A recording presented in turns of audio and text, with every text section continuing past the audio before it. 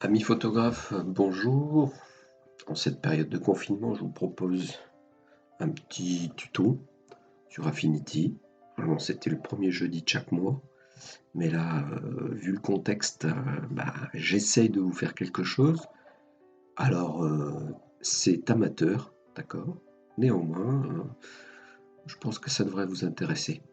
On va revenir à quelques bases qu'on a déjà faites ensemble. Là, vous aurez le tuto, donc vous pourrez revenir plus facilement dessus.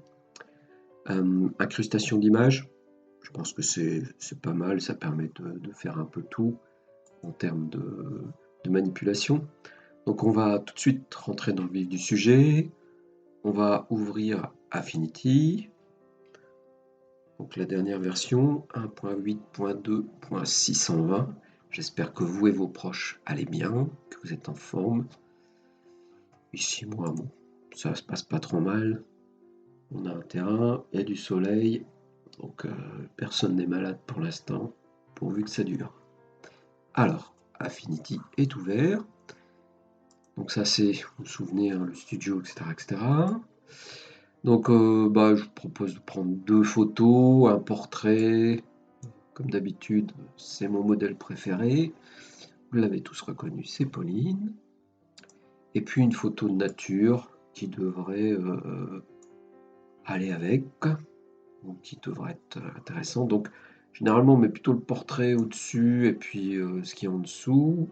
Vous avez vu là, vous avez un petit cadenas. Si vous l'enlevez pas, on ne pourra pas modifier, on ne pourra pas adapter, on ne pourra rien faire sur la photo. Alors on peut dupliquer, etc., mais on va, on va pour l'instant l'enlever, ce sera plus simple pour cet exercice. Donc là, vous avez vu, j'ai fait un glisser-déposer. On peut aussi faire fichier, ouvrir pour aller chercher les photos, une après l'autre. Néanmoins, là, le glisser-déposer, vous avez vu, les deux calques se sont créés. euh, et avec ça, on peut commencer à travailler.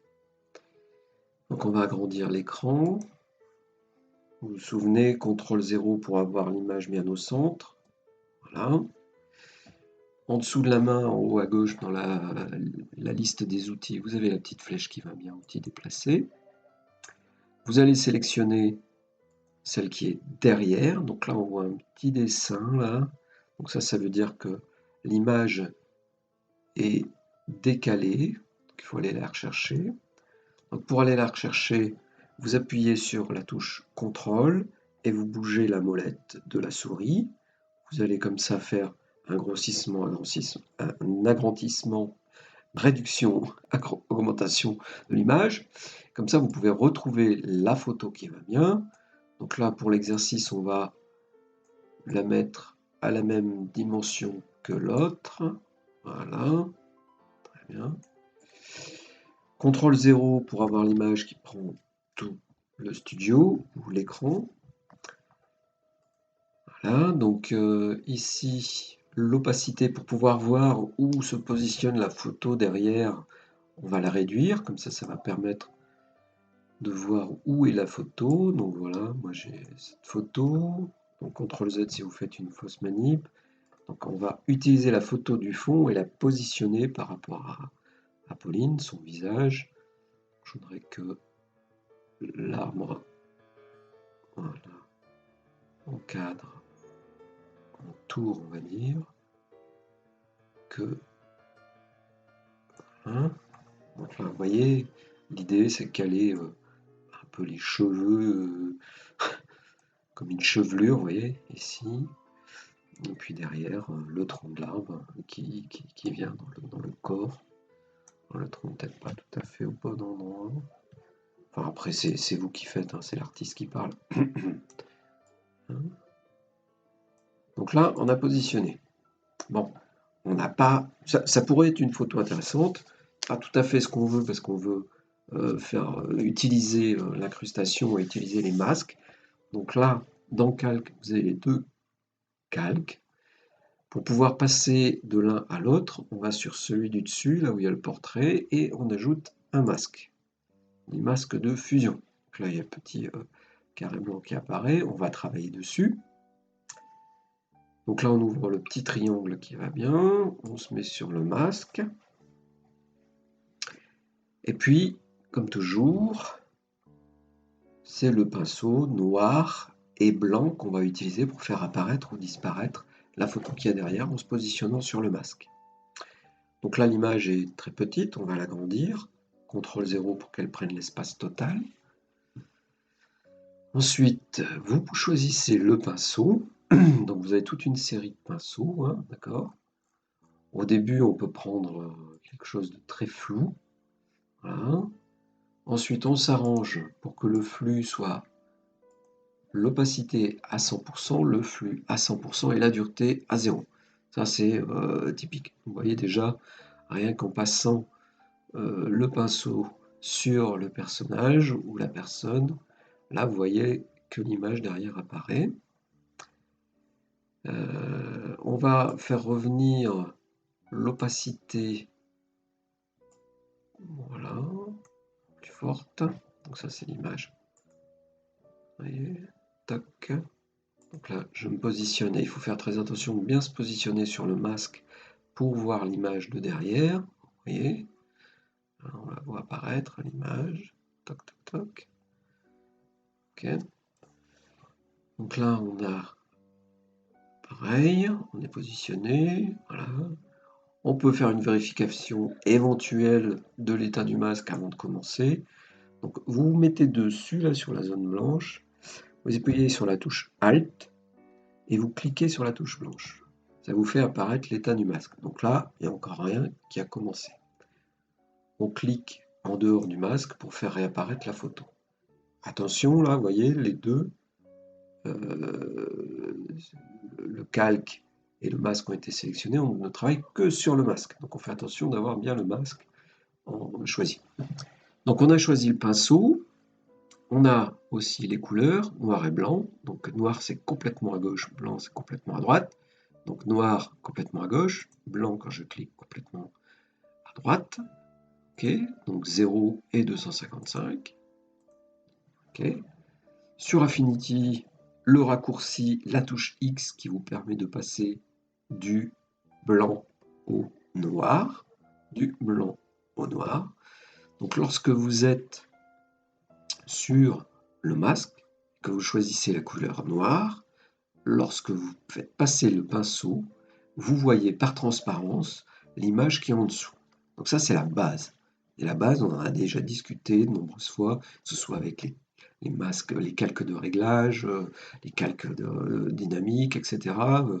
Vous voyez, toutes ces choses-là, là, les calques de réglage, les calques de filtre dynamique. Ce pinceau, il est essentiel. Le noir, on fait apparaître ce qui est en dessous de la pile des calques, et le blanc, touchant sur la touche X, on revient au premier calque, là où vous êtes positionné. D'accord? Donc on revient masque, on se met sur noir, on a le pinceau, et là on commence à peindre le personnage. Donc on avait dit qu'on voulait voir ses cheveux. Voilà.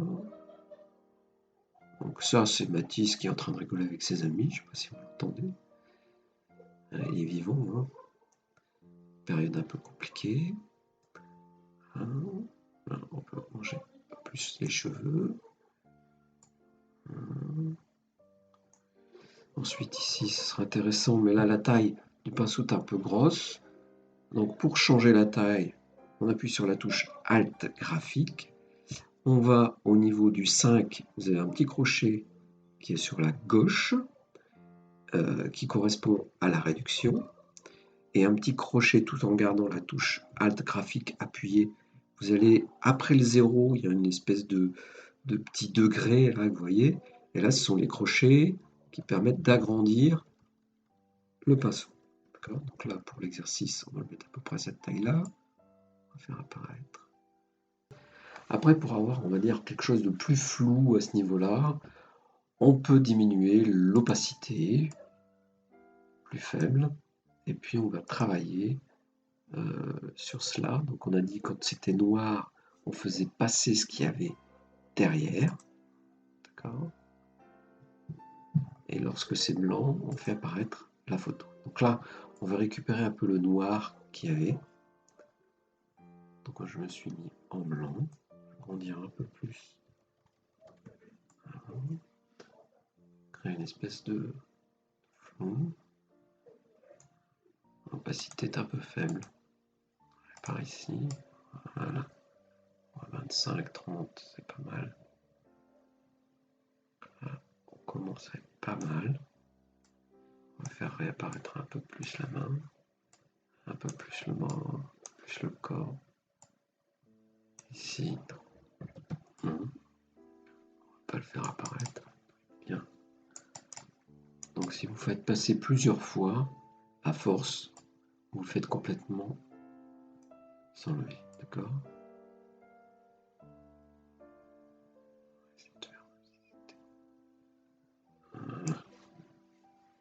Hop. On est passé donc en noir, pardon. Donc là, je suis dans le blanc. Enfin, j'essaye d'avoir le noir, donc c'est pour ça que mon pinceau est blanc.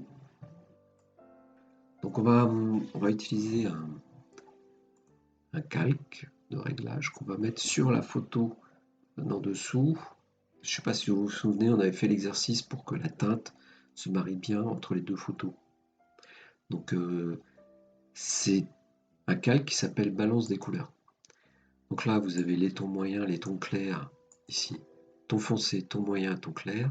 Et en fonction de ça, on peut adapter les couleurs pour qu'elles matchent mieux avec, avec l'ambiance générale. D'accord? Donc là, normalement, ce calque, les couleurs vont se mettre sur la photo qui est en dessous. D'accord? Donc la photo qui nous intéresse. Si je pousse le vert, par exemple, ton moyen, et je redescends. Là, je suis sur un ton moyen, je regarde le résultat en direct. Je ne cherche pas plus que ça, j'essaye de... Parce que je vous avais fait voir un système, mais ça n'avait pas été très performant. En revanche, là, on peut adapter le ton pour que ça se marie mieux. Enfin, le ton qui se marie...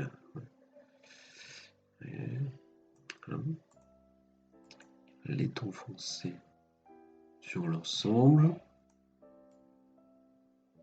Ça, vous allez pouvoir un petit ensemble. Et puis les tons clairs qu'on n'a pas fait. Alors soit bleu, soit rouge. Peut-être un comme ça, ça peut être sympa. Rose ou vert. Un petit peu comme ça. Ça donne une teinte vraiment spéciale.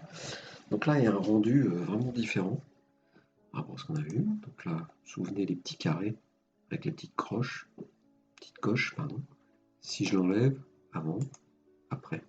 Donc ça donne une teinte qui est un peu plus sympathique, une profondeur dans la photo. Voilà, bon, je pense qu'on a fait à peu près le tour de ce que je voulais vous faire voir.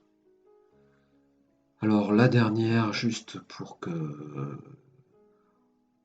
on se rappelle, on va dire, hein, donc il faut exporter la photo. Alors, je vous passe les dimensions, etc. Mais on va déjà l'exporter. Fichier. Alors, quand on fait enregistrer, on enregistre le travail qu'on a, tous les calques, tous les masques. Mais lorsqu'on veut créer une photo, enfin une image dans un format qui peut être imprimé ou visualisé, là, on utilise exporter. D'accord? On exporte. Alors, on exporte dans un format qui est le plus adapté. Donc là, on regarde. L'image fait 2,38 mégaoctets. Ça me va. Moi, j'avais certainement dû récupérer des images plutôt faibles en termes de dimension. Okay. Donc là, bah, moi, ça me convient. Donc j'exporte. J'exporte. Là, c'est un portrait. Voilà, composition. Voilà, composition. Fait. J'enregistre. Voilà. Elle est ravissante, cette petite Pauline. Ben voilà, on a fait un premier tuto sur cet exercice d'incrustation. J'espère que vous avez passé un bon moment, surtout. Voilà. Prenez soin de vous dans cette période. J'essaierai de refaire quelques tutos. Ça vous intéresse, vous pouvez aussi me demander directement, ou m'envoyer un petit message. Et puis on essaiera de faire quelque chose. ensemble. Prenez soin de vous et puis à bientôt, je l'espère. Ciao.